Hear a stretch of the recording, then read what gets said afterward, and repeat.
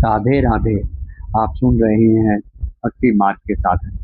आज का विषय है हम सुख दुख से कैसे ऊंचे उठे और महान आनंद का अनुभव करें। यह मनुष्य योनि सुख दुख भोगने के लिए नहीं मिली है, अतुट सुख दुख से ऊंचा उठकर महान आनंद परम शांति की प्राप्ति के लिए मिली है।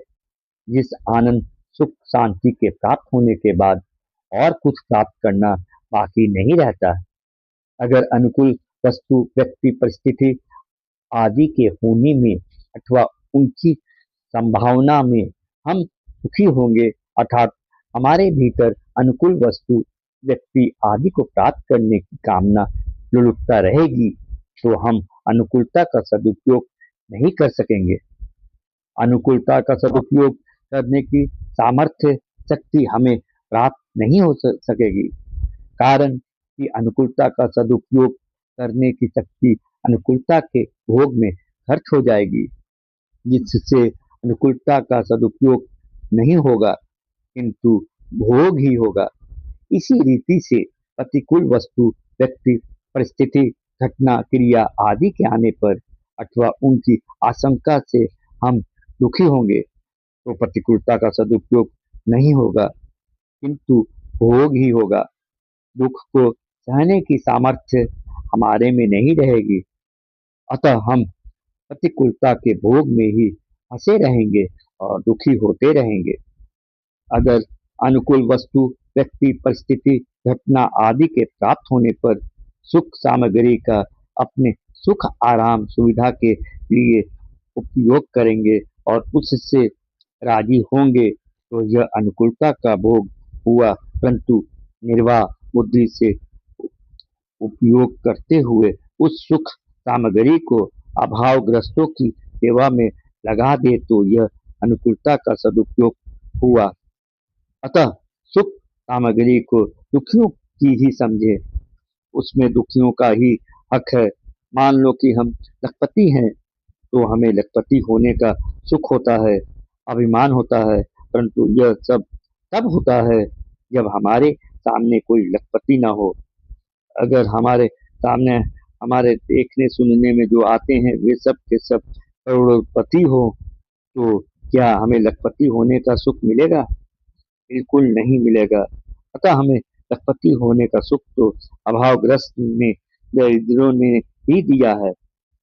अगर हम मिली हुई सुख सामग्री से अभावग्रस्तों की सेवा न करके स्वयं सुख भोगते हैं, तो हम कृतज्ञ होते हैं।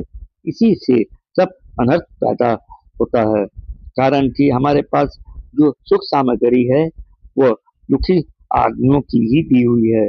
अतः उस सुख सामग्री को दुखियों की सेवा में लगा देना चाहिए, हमारा यह कर्तव्य बनता है। अब विचार यह करना है कि प्रतिकूलता का सदुपयोग कैसे किया जाए। दुख का कारण सुख की इच्छा आशा ही है। प्रतिकूलता परिस्थिति दुखदायी तभी होती है जब भीतर सुख की इच्छा रहती है। अगर हम सावधानी के साथ अनुकूलता की इच्छा का सुख की आशा का त्याग कर दे, तो फिर हमें प्रतिकूल परिस्थिति में दुख नहीं हो सकता, अर्थात हमें प्रतिकूल परिस्थिति दुखी नहीं कर सकती। जैसे रोगी को कड़वी से कड़वी दवाई लेनी पड़े तो भी उसे दुख नहीं होता, प्रत्युत इस बात को लेकर प्रसन्नता होती है कि इस दवाई से मेरा रोग नष्ट हो रहा है। ऐसे ही पैर में कांटा गड़ जाए और कांटा निकालने वाला उसे निकालने के लिए सुई से गहरा घाव बनाए तो बड़ी पीड़ा होती है। उस पीड़ा से वो सिसकता है, घबराता है, पर वो कांटा निकालने वाले को यह कभी नहीं कहता कि भाई तुम छोड़ दो, कांटा मत निकालो, कांटा निकल जाएगा, सदा के लिए पीड़ा दूर हो जाएगी।